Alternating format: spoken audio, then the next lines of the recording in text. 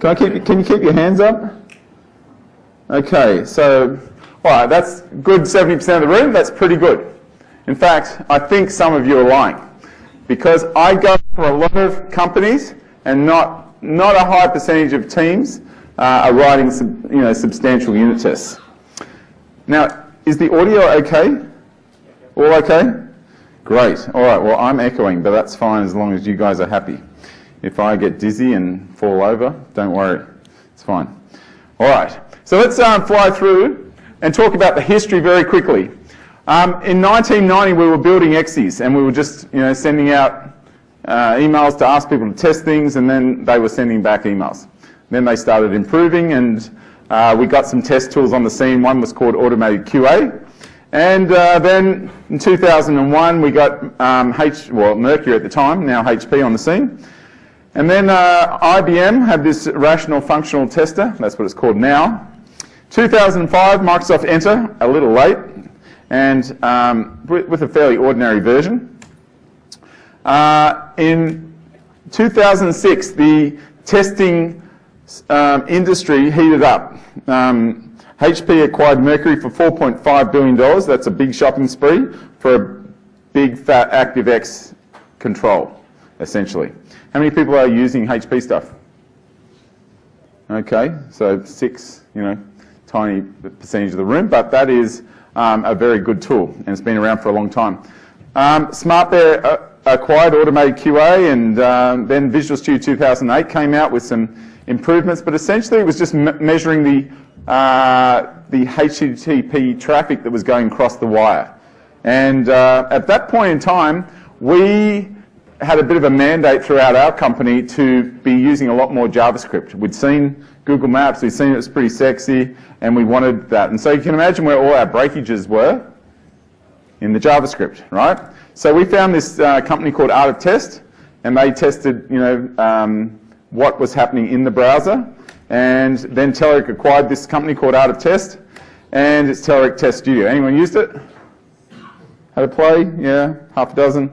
Cool. And then Microsoft released Test Manager, and Test Manager was the first time that Brian Harry had tried to bridge the gap between testers and developers. He wanted them, it was always like this wall you threw over. You'd do the version, throw it over, they would start testing, and they'd send it back, and they would say the developers are sloppy. We would say the unit tests, the steps to repo were non-existent.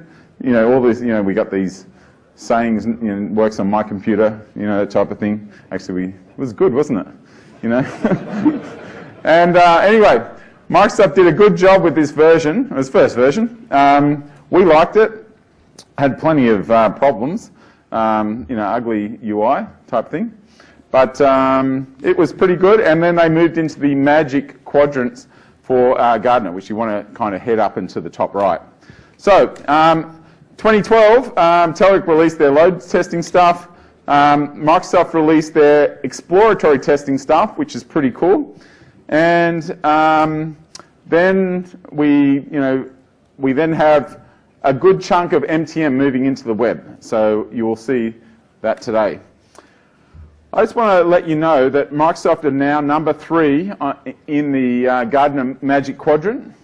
And I'm actually a believer in always using best-of-breed tools if you can. So number 3. And I want to tell you that I want you to think of them, in some cases, as number 1. And I'll tell you why. Now, I'll just tell you straight away that HP is still number 1 on the Gartner Magic Quadrant. They still... VB Script, they've still got a good suite of tools, very expensive. In fact, all the tools are very expensive. It's very hard to get prices off these guys. Very hard to Google for them. It's very hard, but essentially they're not cheap. The Microsoft stuff is kind of cheaper compared with the others. Anyway, this is what the Gartner Magic Quadrant looks like. And you can see, back in 2009, HP and IBM ruled the roost. And then, today, this has only came out, a couple of weeks ago, you can see Microsoft are up there. They're always chasing, and they're number 3. I want you to not look at this by itself. In some companies you can, but if you're doing Agile, then I wouldn't look at it like this. You always want to choose something that integrates with what the developers are using. And this is the developer story. So however you look at that, look at this. In terms of TFS and work items and source control, it's pretty clear that's the gold standard, okay? So all I care about is something that works with what my developers care about, because developers are way more important than testers. How many developers are in the room? I should check that first. All right. You're in the wrong session, that's all right.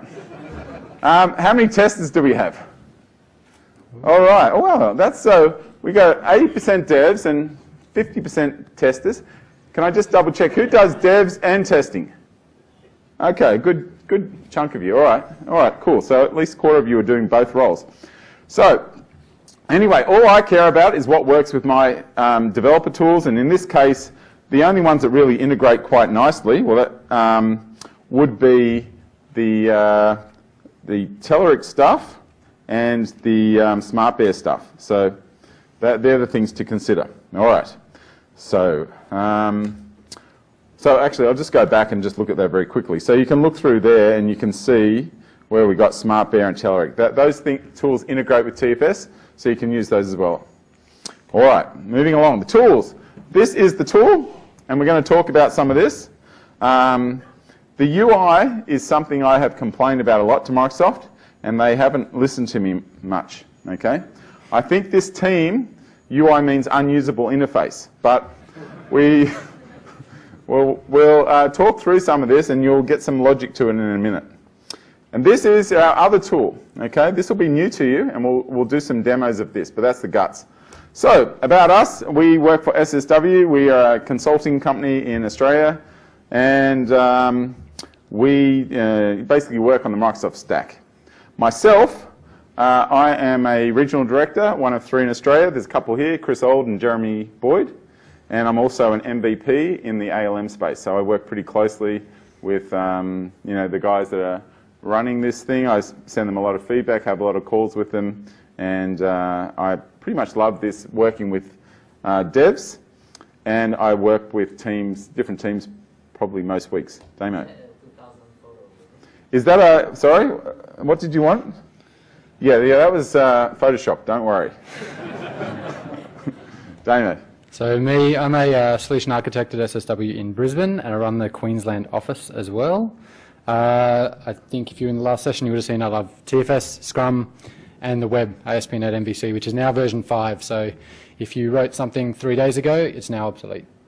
And these are my contact details. There you go.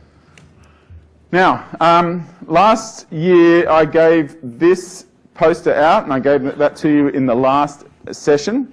I have updated that poster for 2013 Scrum, but I've done a brand new one just for Visual Studio 2013.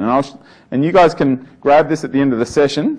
I'll put that there. But all I really want to tell you is this poster teaches a dev. This is just the development testing part. Remember the other poster was the whole thing? This is just this. And I'm just trying to get teams to work in the nice little life cycle for, squashing a bug, okay? Taking the requirements, doing it, and fixing it. So you can see that we talk through the definition of ready here. We start coding, and then we go through and we use exploratory testing to check the feature is done. So there's not much to it, but it seems to be missing from most teams that I visit, okay? So we'll see how that goes. Anyway, you're welcome to grab that. And there's a PDF on the web if you just want to print it yourself. All right. So here is our agenda. We're going to go through Agile testing, what's exploratory testing, UI testing, test management, stakeholder feedback, and lab management. Now there is lots of bits and pieces to this. All I want to tell you is there is a number of tools, but they kind of slot together nicely in different ways. So I'm going to take this focus on the Agile side, because I work with Agile teams and I kind of care about that more. I think the old story has been done with the waterfall, and we have testing tools for that. But making these tools work is a little harder. All right, so anyway, Agile, if you're not familiar, it just says that there's no sub-teams, there is no testers. Okay? In fact, I came here and worked in New Zealand a month ago, for a week, and there was a little group of, well, a great group of 8 guys working, and the product owner's solution to some of his problems was to fire the one tester on the team. No, he was serious. He had 8 devs and a tester, and he wanted to fire the tester. So, that is not how you want to work. This is, basically you want to be developing a sprint fully tested. Most people can work for testing, and they can have a sprint done and demo the sprint and say, we've only just given it to the testers. So they're going to be testing it right now. Once they've approved it, it will be moving on. Okay? So, how many people actually already deliver an increment of software at their sprint review and it's been fully tested every story? Pretty much most of the time. Okay. So, we've got half a dozen hands there. We might have 5% of the room. Okay? And it is hard to do. But I can tell you, at this point in time, Microsoft are delivering every 3 weeks on their sprint, and they are shipping it into production. Okay, so if those guys can do it, and that's a big ship to try to do, then we can do it. All right. So what do we care? Hopefully you know the Agile Manifesto, but individuals and interactions over processes and tools. Even though we're going to be doing processes and tools today, but you want to know that. Don't use these if they're not solving a problem. So, make team communication easy. Test the features that the features work. Don't worry too much about what the specs say. Adjust them. I'm going to tell you, don't do any work without acceptance criteria. It's the #1 rule if you are working in an agile manner.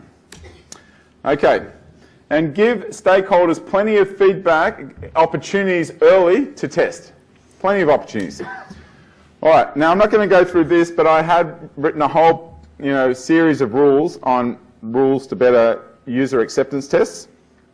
You'll get some tips and tricks there, but I'm not going to go through that now.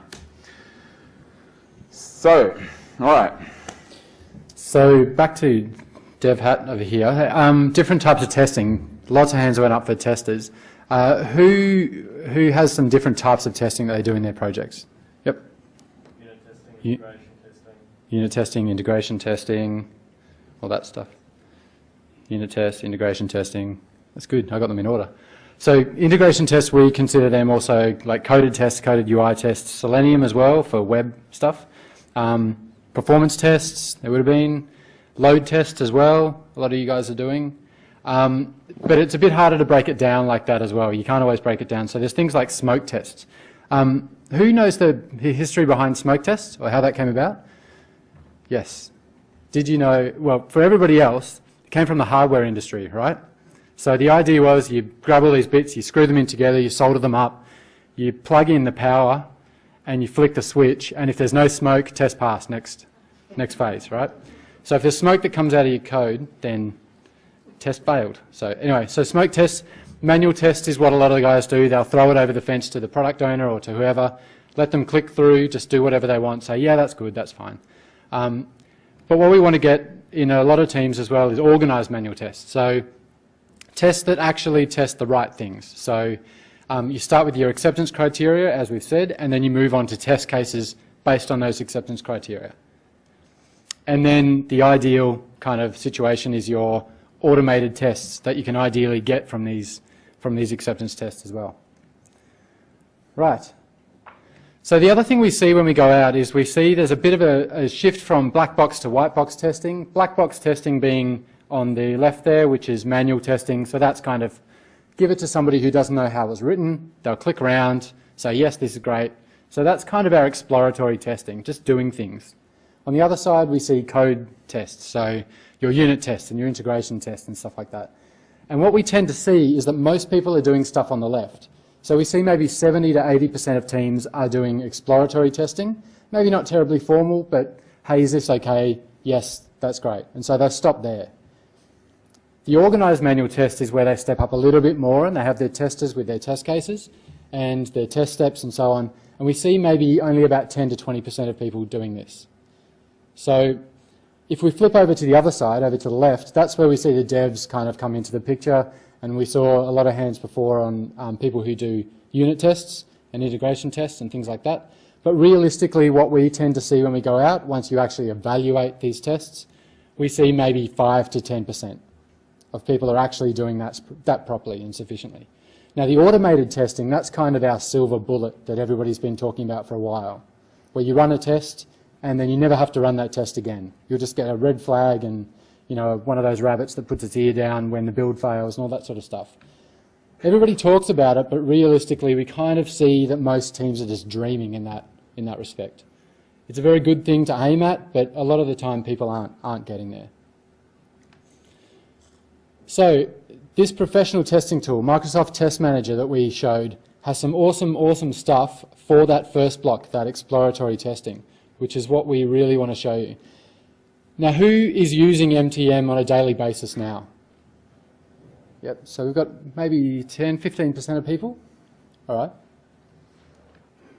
So this is how we generally see people working with MTM and with testers in general. So number one, you create a test plan, right?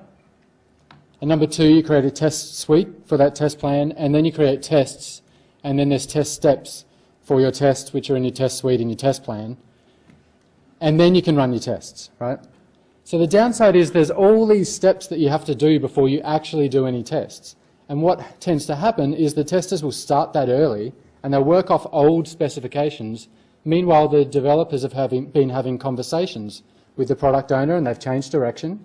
And this has happened to me in a few previous jobs. The direction's changed, but the testers are still testing this requirement stock that's now out of date. And that's a big problem. So the solution really is exploratory testing. I'm going to let Adam demo this. But first, we're just going to have a quick look. So remember we said manual testing and organised manual testing is about 80 to 100% of what people do. But why should we do it? Well, testers are smart in general. There's an asterisk there. Some testers are even so smart they can be developers, as we saw with some hands. So. But the problem is how you force them to give you good bug reports. So who's got suggestions? How do you force your testers to give you good, reproducible bug reports? Beat them. Beat them. That's one way. They might give you good bug reports until they quit. Any other suggestions? Automate them. You must have really good testers. Most testers don't do the automation. They hand it off to the developers. Is there some specific things you always ask a tester to do? Screenshots. Ones with screenshots. Good. Okay. And the other? Yep. Throw away the report entirely and just have the tester talk to the developer. Yes. In a co-located team, that is definitely possible, and you can do the whole thing with cards and stuff. But you're still potentially going to have plenty of bug reports where the tester reports a bug, and then you say, what did you do? And he goes, well, I did this, this, this. And you go, doesn't work, that seems to work fine on my machine. And then say, try it again. He tries it again and goes, well, no, what did you change? I didn't change anything. You have this. So you still need technology, even though, yes, I'm all for lots of communication. Any other things you always ask testers to do? Record it. Yes. What tool? What? Oh, okay. So he has even Snagit has record the whole thing. Yes. And yeah, you can do that. You can actually go further than that, and that's what we're going to demo now. So I'm going to tell you that the answer here is MTM exploratory testing. And basically, what you need to do first is have the tester or the PO or whoever's doing this testing know what the acceptance criteria is, test that each PBI as it's done, and then find bugs as best they can, and hopefully give you good bug reports. Bug reports that are useful for a developer. So I'm going to switch over to this machine and give you a quick demo of that. But essentially, if you use this tool and this exploratory testing, sprint by sprint, PBI by PBI, they cannot give you a bad bug report. Okay? Now, let's have a look at this. And actually, I should go home just so you see the first experience. The first experience is this. This pops open, and we have one of these per sprint. That's kind of how we do it. Other people organise this differently. And I'm a tester now, aren't I? So I should put my tester hat on. Okay, just so you know, I'm now the tester. I could be the product owner, but we'll be a tester. So I'll go next, and we come into here. Now you switch to the test tab, and you'll see a list of all the PBIs, potentially, that are ready for testing for the tester. And I want this reporting for statistics done. So here it is. Okay, are we ready to test this guy? Yes? So we want to test this, right? Wrong. Were you guys listening before? I'm just testing you. Now, it must have acceptance criteria. So you can just put ... or something. So at least there's something in there. It should have a big warning. Don't proceed. So I'm going to open this thing. When you click reports in the navigation, I should see some stats reports. The reports menu should be shown only for admins. If there's no statistics, show a blank report, whatever that means. Okay, I don't even know why this was accepted. Damien wrote this. Ridiculous. Anyway, I accepted it and I've gone ahead and done it. What was that? Yes. Oh yes, he's already critiquing it. This is just pretend, sir. Don't worry. This isn't the guy. All right. So what we want to do. All right. What we want to do is we want to click explore, right? Wrong. I'm just testing you. Almost everybody does this, but you want to test PBI by PBI. So you want to click this. I don't know why they're hiding here. Why don't they? It's not very obvious, but anyway, you click in here. We want to explore that particular work item. So you pick the next one, you read the acceptance criteria, you come in here, and now this records. As soon as I press start, it's recording everything. It's like my wife. And so she goes through my wallet when I get home, sees all the receipts I bought, checking the whole thing. Feels like this. Now, I need to read again what that acceptance criteria is, right? Because I've already forgotten it. Okay, but there's a quick way of getting there. How do you get there? What? Pasted it. No, this is what I'm gonna. These is what I'm gonna say. What's wrong with it? No. All right. I'll give you a tip. Yeah, ask my wife. She would know. She's probably reading this. She's probably watching it right now. So if you didn't know, you just click this and you'll see it. Isn't that is great UI, isn't it? Only smart people can see the acceptance criteria. So you wouldn't even know, but anyway, you click there, and now I read that. I click that link. Now I've got that. Now when you click reports in the navigation, okay, he's just using the sample one, right? Good. I'm glad he started up this VM. Reports, is that the one you're talking about? So I click that. And I don't know I've forgotten what it says already. I click reports and you will see the reports. Okay. Well, look, I don't know, but is that the bug I'm meant to find? Mm. Okay, all right. So I found the bug. Good. So this tool, I can do this. You know, I don't use this tool very much. I use Snagit. But look, it just put it in there. Isn't that cool? Okay. Obviously. Now, if I want to circle that little bit. Now, how do I edit that to circle it? Right click? Nothing. How do I do it? What? Double click. Oh, that didn't come obvious to me when I first used it. All right, Kiwis must be smarter. Now, look at this dumb thing. How do I circle that bit? I want that in red. Where is that? Yep. I edit that. Okay. This is not as good as Snagit. If you use Snagit, miles better. But anyway, I've put my annotation, and I can say bug demo. And that's basically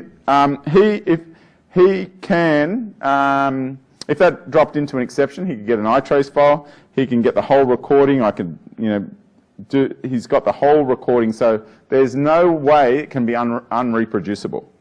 So at that point in time, I guess I could create a bug, and here it is in here. And I'll give that a good title. What do you want to call it? Bug on tickets. Okay, and I could actually edit the steps that were here because I don't really want. Maybe the first couple weren't relevant. So you can click on this change steps, And what I wish I could do is just delete that first one because there's no right-click menus, no nothing. But anyway, what you need to do is you need to actually select the ones you want. I only want those two, and you press select. Okay.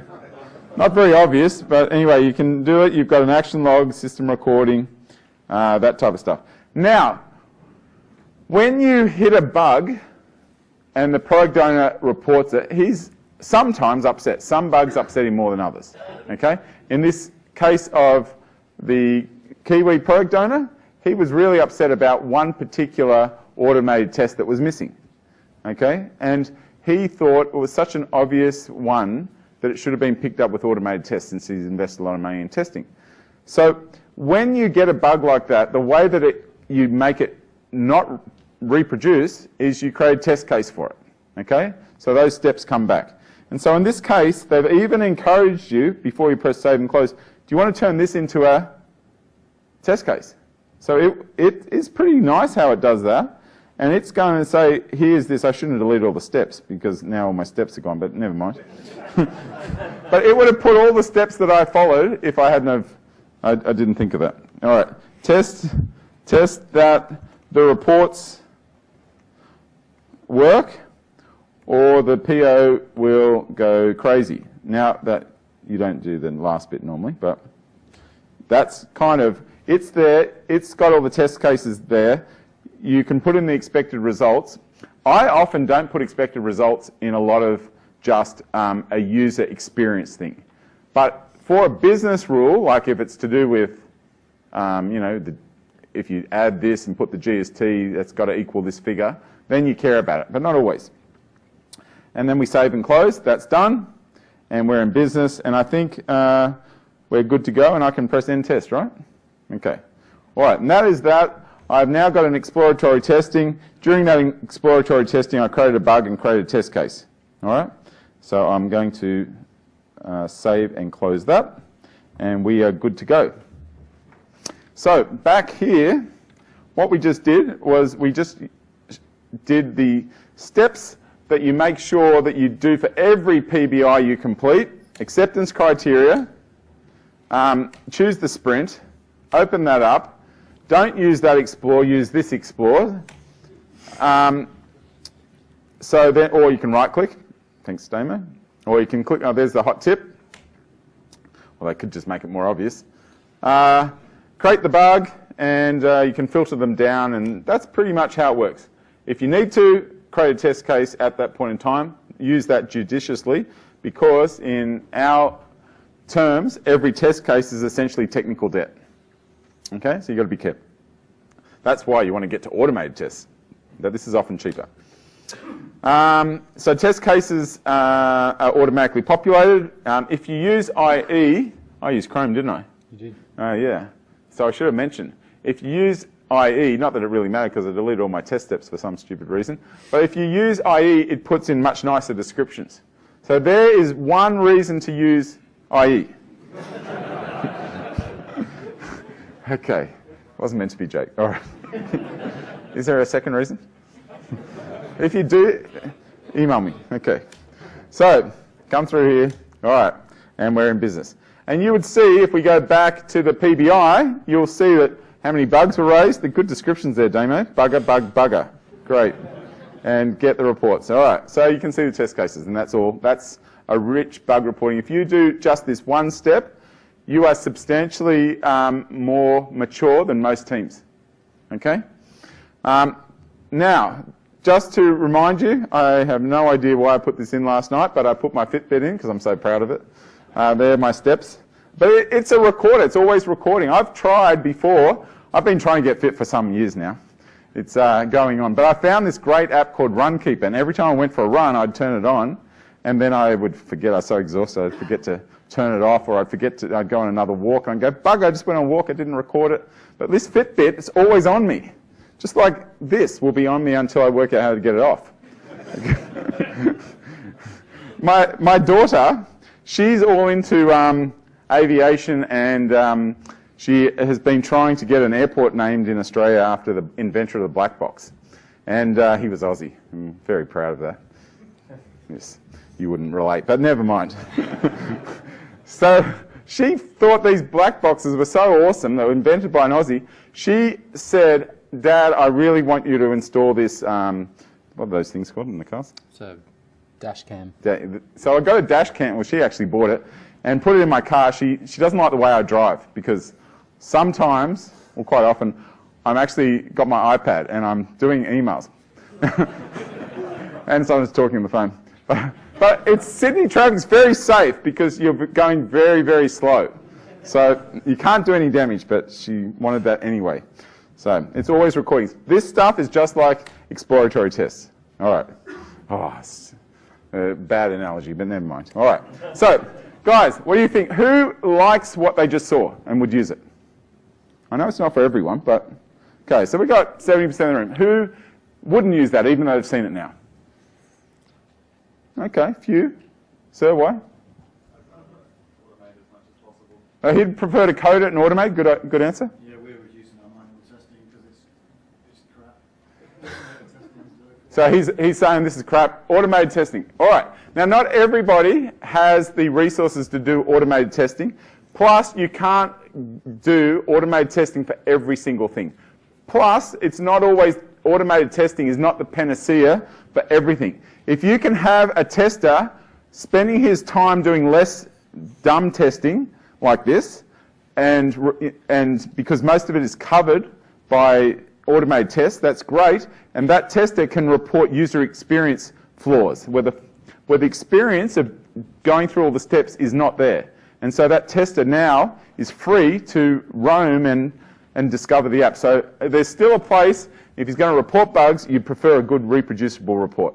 So anyway, hopefully I'll convince you later. All right, so it's pretty awesome. It does the job. There's better screenshot utilities, there's better other things, but this works beautifully in the ALM lifecycle.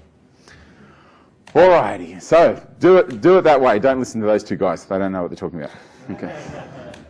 All right, so I'm making a prediction, but at the end of next year, 50% of you guys will be using exploratory testing, sprint by sprint, because I think you'll see that in the 2013 version, it's been improved enough. There's still something that I wish that they would do, and I wish that they would go through and make them into normal work item types. An exploratory test is not a normal work item type like a test case. Alrighty, so that's my prediction. So the good thing, if you do that and you want to turn it into an automated test like these guys, you're on your way potentially. So essentially, if you search for something, enter one thing, and check one thing, you just want to enter that and check that comes up, or whatever you do on your browser. That is the simplest possible check. You can now create a coded UI test from what the tester just did. You can leverage what he's just done. Now, not from an exploratory test, but from a test case. So you add an assertion to the test, and you've got devs and testers working together. So that is kind of the marriage of devs and testers if you can get there.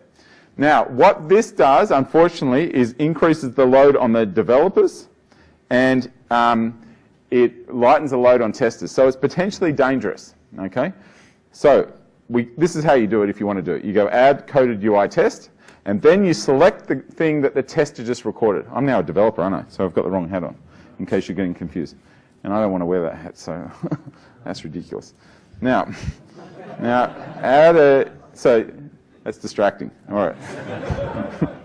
So you choose this second one. All right, we went crazy on the hats. Well, I thought one hat would be good enough. Damo went a little overboard. Yep.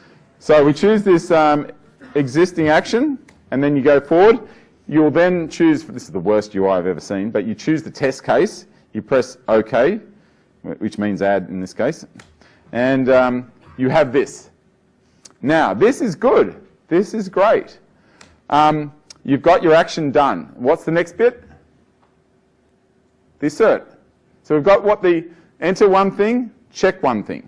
So we need that assertion. How do you do that? Well, then you go through and you generate code for the code UI test, use this builder, you select the thing you want and click add assertion. So you're looking for the piece of text on the web page or whatever. And now you've got this. And so that was that page. Enter one thing, check one thing. And that's what it looks like. Now, All that's very good. And now these two guys are really happy about that. Yeah, happy? No, because coded UI didn't work with our application. Right, okay. All right, this guy's, who hurt you, sir? Okay. He's not happy at all. So what he's basically saying is that I already tried this and I had problems. And that is, it looks great, and that's why I'm demoing it with screenshots. No, I'm not doing it. This bit works fine. Where the rubber meets the road is when things get complicated. And what happens, unfortunately, is this UI is how you edit it, okay? But once you're not happy with, see, if you look down here, you've got your open, that's the first thing, and the second thing is at the top. I actually reported this as a bug to the team. I said, I want, my assertion to be second. And I gave this screen capture. I got a reply that said, Adam, it's in alphabetical order. I knew that. I worked that bit out. I wanted to change it. Anyway, don't worry. So the problem is this thing works on a UI map, and it's fragile, and it's hard to maintain. That's why I said it increases the load in the test. I want you to be very aware that this works great on Windows Forms. On web, it's hard work. But you can get it work right. In fact, if you are trying to look at the code here for trying, like you're not meant to go into this. You're not meant to look at this. You're meant to use that thing. But every now and then you need to. When something goes wrong, you're confused and you're trying to work out what's going on. So you have to get out of that GUI and into this. And this bit is okay. And then you look through the what else is there in this UI map, and there's 115 lines of code for that one thing. Actually, there's a bit more, a little bit more, and that's the whole thing. I couldn't fit on one screen. So that is 400 lines of code, just a couple of lines off. That's a lot of code to look, and that's probably why this guy's so angry, okay? Because he's tried to do this. It's not great. So all I want you to be aware of, this works great with Windows Forms. I'm not a fan of it for web, but people do get it working. In fact, there is a guy, his name's Marcel. He's Dutch, Marcel de Vries, and in fact I've put a link to his thing. What he does is he does this, but he refactors it so he gets rid of the UI map and he makes it nice and clean. Now he's Dutch, he's a lot smarter than Kiwis. And and he goes through a lot of pain because he wants to use this. And I'm only mentioning this to you that you can refactor this and get this as clean as a whistle. But that's increasing the developer load even more. So I've got a question. How many people are sold on this stuff? Yeah? Like it? So we've got 6 or 7 hands. Not too many. I asked the Aussies this, and I got 60%. So either Aussies are smarter or they can't see the pain. I'm not sure. So anyway, it does automate things. And the good thing is Lab's the panacea, because once you've got this working, you can test this against a whole range of things. I've got one client who's doing an Outlook com add-in. A lot of pain in an Outlook com add-in, right? Every check-in tests against all these different instances of Outlook 2007, 2010, 2013, lots of them. And you just know that nothing's broken. It's pretty good. All right, so they're verbose, they're brittle, they're hard to maintain, they can give you nightmares, and they're more painful than an ingrown toenail. Okay. Oh yeah, they're slow to run, yeah. All right, I put enough bad points, thanks. All right. Yes, all right. So you can get them right, and I've just told you, use Marcel's things. There's also a way that you don't even use the GUI, you just do a coded UI thing first. So for the web, we're going to say use Selenium. All right. How many people here have had a go at Selenium? That's better than I've seen. So that's at least 30% of the room. That's pretty good. That's as good as I've seen. I think things are on the improvement in this area this year. Okay. In fact, I'm going to predict something to you, and I'm not sure because I have no clue what this testing team is doing, and they never listen to me anyway, because they would have got rid of this thing and put a ribbon there, made it more usable. But they are doing a lot of work with investigating what Selenium does. And I know that they are super interested and they are super impressed by how well Selenium works. So I wouldn't be surprised if you see them make frameworks, UIs, stuff around Selenium. I think it's a good way to go. Anyway, so let's do this. Damo, do you want to do this bit? Yeah, so similar to the last one, we're going to do one thing and we test one thing. So I'm going to use Bing instead of Google because Google annoyed me. They got rid of Reader, so I don't know what's happening in the world anymore. So he's punishing himself. The other reason is Bing is a far superior search engine. So we're going to check one thing as well. So we're going to search for SSW and we're going to make sure that our website is in the top 3 results. So this is something you would maybe genuinely do. You want to be alerted if you've done something wrong that's pulled you out of the top 3 results.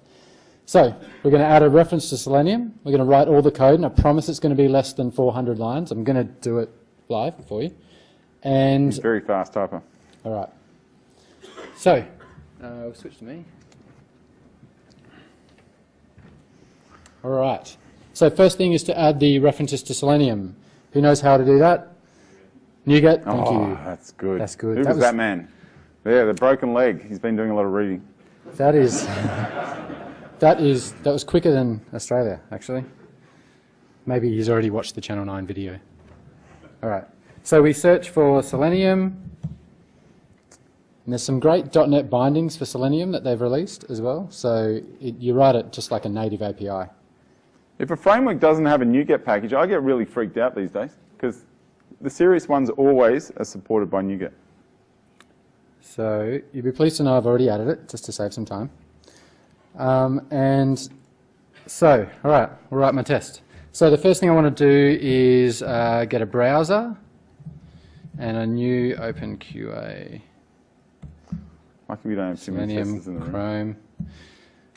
Chrome driver. Now there's another little thing here. Some of the browsers need, some of the browsers can't talk and type. Some of the browsers need another little web driver as well. So this uses WebDriver to talk to the browser. So Chrome needs one, Firefox has one built in, IE needs one, Safari I think needs one as well. So we'll do that. The other thing I want to do is, because Ajax is used all over the place, I want to manage, and I'm going to set a implicit timeout. So what this will do is it'll wait 5 seconds implicitly if it can't find what I've told it to look for. So it'll just wait for a little while, which is really, really handy. Okay. We're going to get send keys next. We are, actually. So navigate to URL, and we're going to go to Bing. Now I'm going to use .com.au because I know we come up there. And the next thing we want to do, we want to get the search box in Bing. And that's going to be the browser dot. Now here's some really cool stuff with Selenium. Where are we, browser? Find element by class name. We've got CSS selector, we've got all sorts of stuff. So I happen to know that the name of this selector is Q, so that's Google and Bing have the same one. So we've got our search box, right?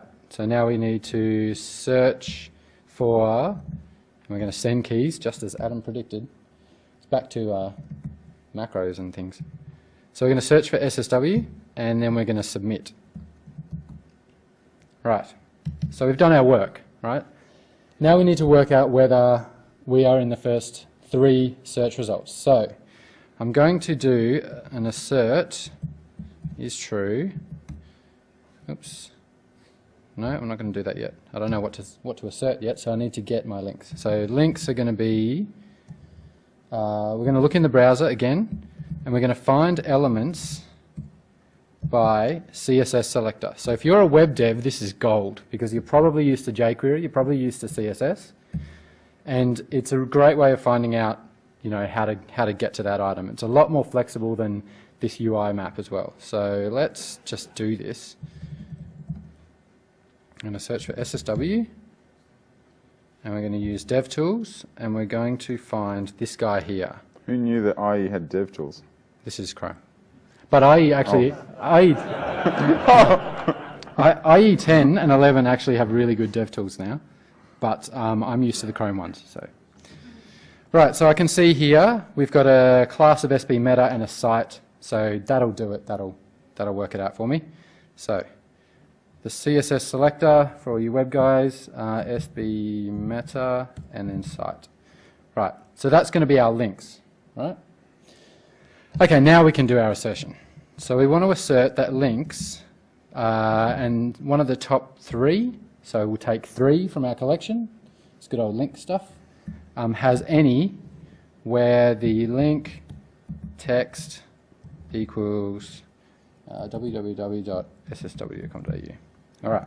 And the final thing we want to do is a bit of cleanup. So you normally do this in the construction and the teardown of the test as well, but we're going to do it here.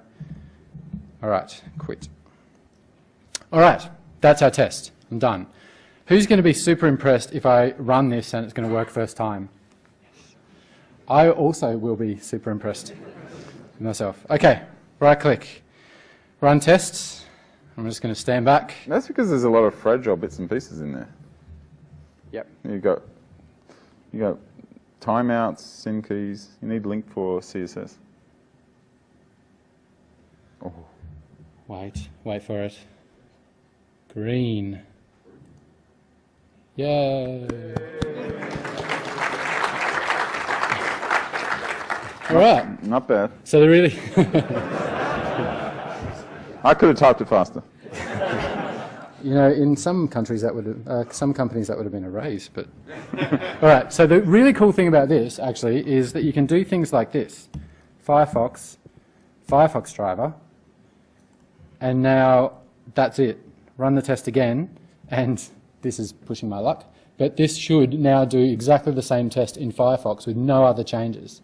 So Selenium has this interface for the drivers. Oh, look at that. So it has the interface for the drivers that are consistent across web browsers. There you go, green. Can you... Do the browsers need to be installed on the client as well? The browsers do need to be installed on the client, yeah, on the test machine. You want to mention that Chrome driver is the web driver is already installed on Firefox? Yeah, so you'll notice with the Firefox implementation here, there's no argument for a driver, a web driver. Firefox has one built in, so Selenium just knows how to talk to Firefox. I wouldn't be surprised if that started happening with some of the other ones, although it kind of came out of Firefox, so we'll see. It's very, very easy to get. It's a standalone exe. You can include it in your project. Check it in if you want.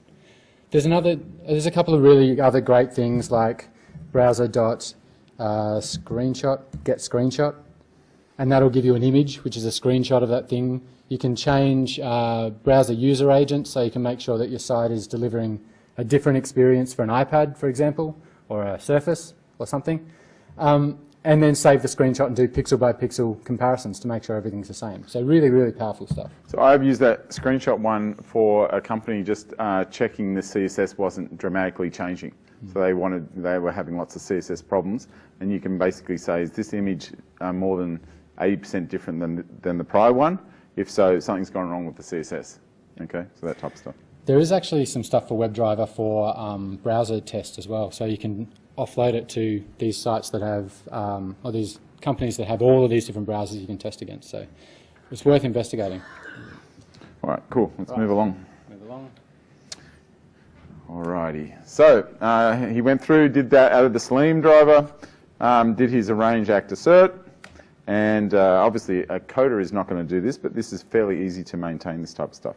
There's the IE stuff, there's the Chrome stuff, and there's the Firefox stuff. All right, one line of code, it all just works. So, who likes that approach? All right, 90%. Who doesn't like it? No one? Not a soul? Gee, there mustn't be any testers in the room. Is there a tester in the room? Come on. Oh, tester, you going to write it? Not write it, give it to the dev. Then you can do less. You can sip on your latte. Great. All right. That's what they already think you do. All right. Fall in love with the WebDriver. It's very concise, cross-browser. You can't use an action recording. It doesn't integrate with the tools right at this point in time. But you can get this thing, and this is the way, this looks like some direction that I'm hoping that Microsoft end up taking. All right. So what I want MTM to record these things today in the next version, and instead of spit out all that UI map, I want them to spit out, WebDriver, Selenium stuff. All right. So that would be my dream. Okay, I'll just keep thinking about that. So there's another little thing that I didn't mention, BDD, which behavior-driven development. So this is development around the acceptance criteria that you have. So we kind of define 3 levels of this. First one is the method names. You might have noticed my method name was gigantic. That gives a really good description about what you expect. And this is kind of the given, when, then setup. So given something, when I do this, then this is what I expect. Level 2, there's a NuGet package called Fluent Assertions, which lets you write your assertions that way. So it'll be things like browser.url.should.be. and then your name or something like that. And finally, if you look at some things like SpecFlow, there's a VS extension for that, and BDD-Fi, a couple of projects that are built around writing your tests in a way that works very much like that. You can get some great reports out of them, things that anybody can read. So just worth a mention, this behavior-driven development stuff. So this is an example of SpecFlow, I believe. So this is the feature, and then you get your tests based on these attributes. So given, when, then, and you get the success. And then BDD-Fi gives you this nice browser-based kind of results, and it shows you in nice language, this is what happened, this is what the problem was. It's really good for giving to product owners to say, here's the tests that failed and the ones that succeeded. So it's not just devs. Right. All right, enough of that. We're going to move on now to anyone, by the way, anyone doing BDD already? Okay, all right. So we've got probably 10 hands there. That's pretty good. All right, and that's clearly the direction. Okay, and we need tool support for that as well from Microsoft, hopefully. So anyway, we want to make manual testing easy. Today we've got a lot, MTM, it's Windows only. The UI could be better. You heard me complain about the UI because I've never been happy with it, and I never get it. Brian Harry will not invest significant amounts of effort in rewriting MTM. He's got other big fish to fry. And when I started getting this 2013 stuff, I could see where he was heading. So he's now putting his investment in the web, and that's probably why he keeps ignoring me when I'm asking him for all these UI changes in MTM. So you can now open a test, read a test in web, and run the web test case and log a bug. So let's go through and see this testing hub. You got it in TFS 2012, update 2, but things have improved significantly since then. And we can do the whole managing test plans and opening MTM from the web version and the runner, and it's pretty good.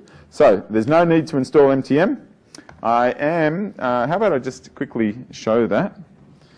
So instead of using this tool here, I am going to come over here and use this. And what you'll notice is we have this hub now, this test hub, and this test hub has got good. In fact, if I went to that same one, reporting for statistics, see this one? That's the one that I added before. The PO will go crazy. Here he is. And it doesn't have too many steps there, but never mind, you've got the idea. I could actually run that, and as a tester, I'm going to run that, and what it will do, oh God, pop-up blocked. Let me just do that again. I could run that, and see how it opens this up, and I would have a whole series, if I hadn't deleted them all, stupidly before, I'd have a whole series here. And then I go test the web. Now don't forget, you might want to know what the acceptance criteria is. So what do? The hot tip is you click here and it doesn't work. Sorry. Oh well. You'll just have to remember it when you're using the web. Okay? They haven't done these dodgy... Anyway, I've already complained, don't worry. So you come here and you test this, you click the... I would open up that, I'd click this, I'd give it a tick, I'd do the next step, I'd give it a cross, and then I'd put some comment, this is no good, get some useless repro steps, of course. Sorry, testers don't do that. You come here and say bug. That's usually the description I see. And then, I will tell you, one thing I like using the rich client for is that I really want to paste screenshots. This is a big limitation. You can't paste a screenshot on a web page, right? Can you? No? You guys won't talk to me. All right, don't worry. All right. Can you paste? I want to paste this screenshot.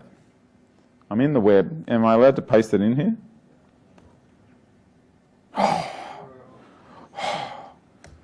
Not one clap. All right, you guys are terrible. All right. They finally added screenshot support from the clipboard. I did Control V there. No. I don't get it. Anyway, don't have to use it. I will use it. I think it's cool. And so you save and close that, and that failed because I found one bug. But I think that's getting pretty close. It doesn't do everything that MTM does. If you want everything that MTM does, you go run using the client. And that means, gee, that's pretty frightening. I just want, I don't know what it means. I'm looking for the button that says continue, let me do my work. And then you click this, and now we start doing this. And can I paste? And I go pass, fail, and how do I, XXX, I'll do my bug. Where's my bug? Gee, it's not even as easy. Where is the bug? Okay, no, thanks. Hold on, I'll find it. Oh, there, create a bug. All right, there we go. And now I can paste it in there. Yep. So you can do it, this is the rich client. Of course you can do it in the rich client, but you can do it in the web. But now I have to call that bug 2. And there you go. So you can, obviously this web direction is the way to go. It's awesome. It's great and records everything I did. So that's pretty cool. That's the direction of the web. Okay, so that is, you just add test plans, right-click to add test suites, create one per sprint, and put all your tests in. So you run it in the browser, run it using MTM, and it's pretty good. The browser is getting there. There's a couple of things that I've found that aren't quite as good, but pretty much we're almost replacing MTM. Almost, but not yet. I just don't like this workflow here, so I'm having a little whinge. But you can create a bug and you can do it all. And you support. Now, I didn't put this stupid screen capture in. I think that's Damo and his Mac, which has not supported SSW equipment. Never mind. So, what do you guys think of this? Who would use this when they go back to their office? Most. Okay, got 60%. Who wouldn't use it? So 60% would use it and 40% couldn't care less about this. All right. Okay. Anyone got any specific things that they wouldn't use it for? No. Just don't like the look of it. All right. Never mind. All right. So it's pretty cool. I think, if you want your testing from a Mac, that's pretty cool. If you don't want your machines to install MTM, it's pretty cool. Okay. So stakeholder feedback. So what I'd like to do, how much time have I got? You have about 4 minutes. 4 minutes. Can I do this quick? Yep. Okay. All right. Cool. So let's just imagine that there's a product owner. Here's the product owner, a different person, not on the team. This person you want to give feedback. How do you get them to give feedback today? They usually send emails. They're usually subject matter experts in the company. You could have them over for a meeting and show them and do a demo. You can call them over for an over-the-shoulder. What's the best way? Sprint demo, thank you. There's one white robe in the room. Okay, so that's the best way. Get them to the Scrum meetings, get them involved, see what's happening. But sometimes some of these subject matter experts aren't there, okay, and they're problems. So you can do recordings with Jing and send them to them, or you can send them this feedback tool. So let me just quickly show you this. Yep, so you be the dev and send this off to me. I'm the product owner. I need, send me that new version demo so I can test it. All right, I'm happy to wear the hat. Surprisingly, I'm the one who has no shame. So there's on the homepage for this project we're in, there's this request feedback link. Now, a lot of people haven't noticed this before, but it's really powerful. So request feedback. I'm going to request feedback from Adam Kogan. Oh, not Adam Stevenson. Adam Kogan. And I'm going to say the second thing is how do you access the application. So it might be run this client application or do whatever. So I'll put in the URL. I'll give some more instructions, click on customers, and then I'll tell him an area to focus his feedback. So I really want actionable items to come back from this. So things that we can turn into work items and do the work on. Right? So it is, do we have too much info? So in the customers page, I'm a little bit worried. We show addresses, and so I want to know, do we need to remove the addresses? Right, so I'm good. That's what I want to ask him. He's not on my team, so he doesn't have access to TFS. So what I want to do is preview this, and what it will do is it will send him an email. This is a preview of the email.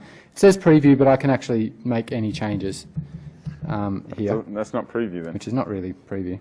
But so this is the email, and then when I'm done, I can click send, and that will go off, and the stakeholder will then see it, and I'll get that feedback coming back to me later on. So we'll swap over to Adam. And Damo has just asked me to open up my email, which is really stupid, but I'm doing that anyway. So I've just got this email. Don't read the rest of my email, please. I click that button. Oh, gee. Great. All right, there goes that demo. Thanks. Hold on, just one sec.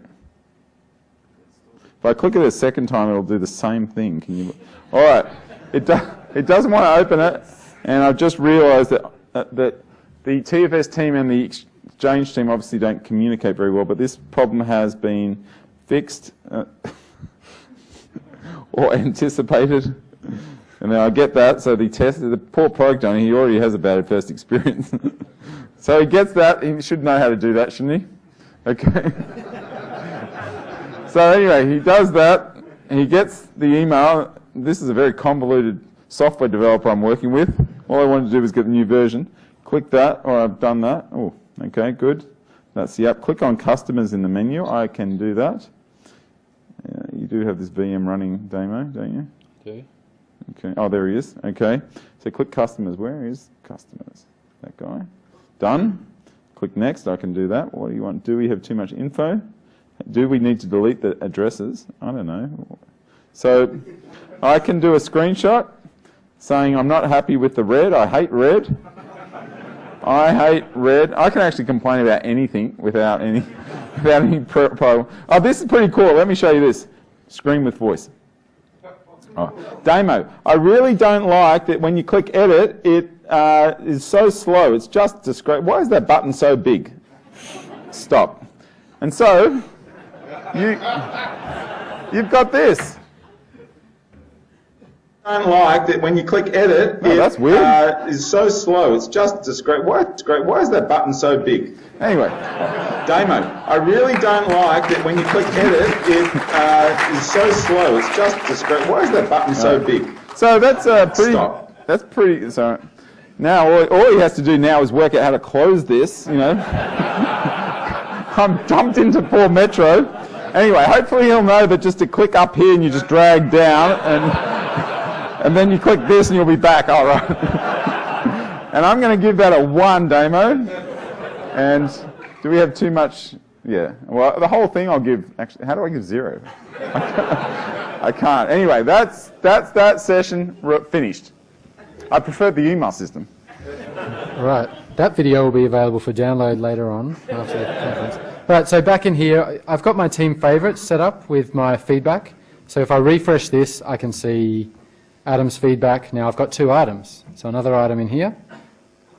And I can see feedback response from Adam. Do we have too much info? I'll open that up. He's got a screenshot there, which isn't terribly useful, and a screen recording, which I will not play again.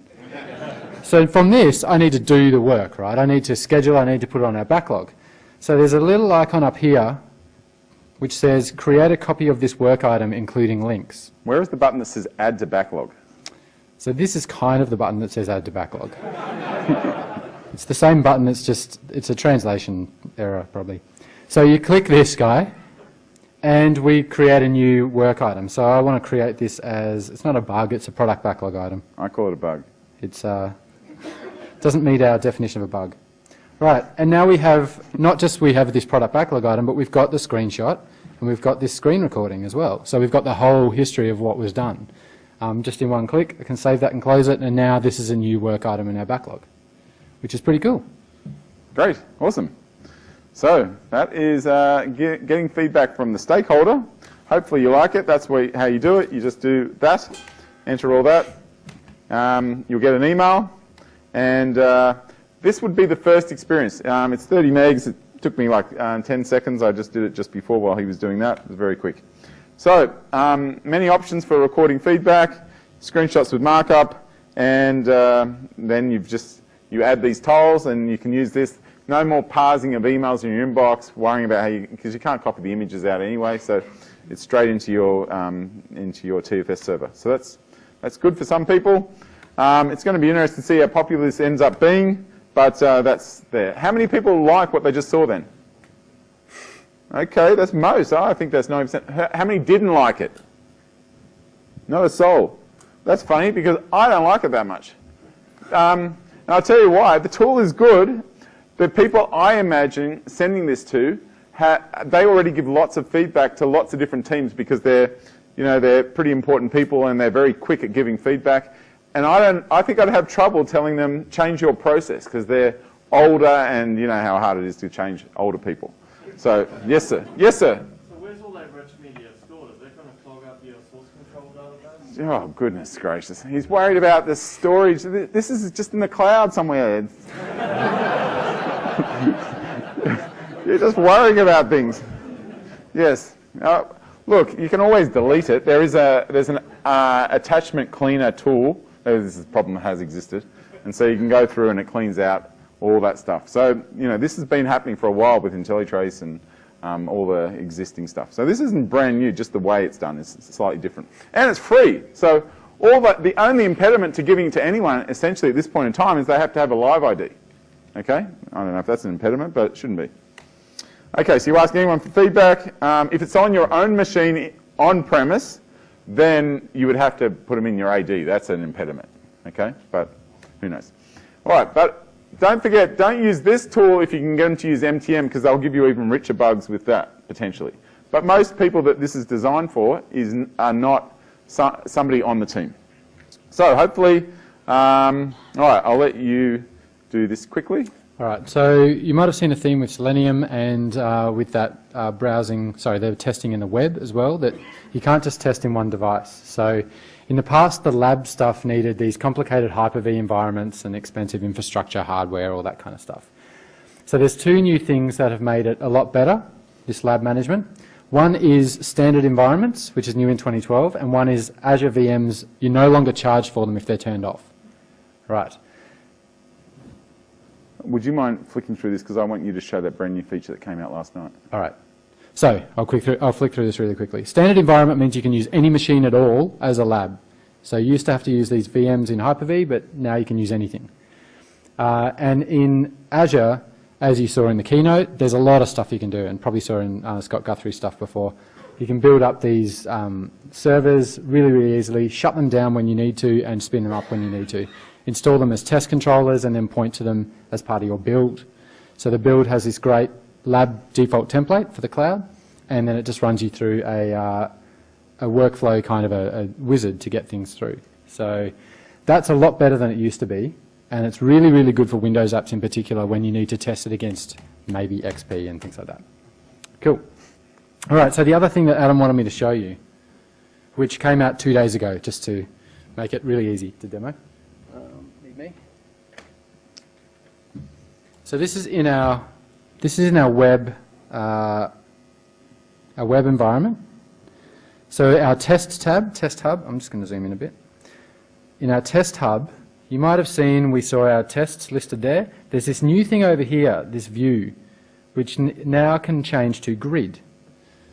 So this gives you a grid of all your things. Maybe not that cool, you might think, but here's the cool bit. I'm in Excel. Should open. Right, so I can grab this stuff, Control C, over here, Control V, save. I have a new test case. So for your testers, this is pretty cool. Pasting into a grid in the browser is amazing. Because most testers have a lot of this in Excel. It's pretty common.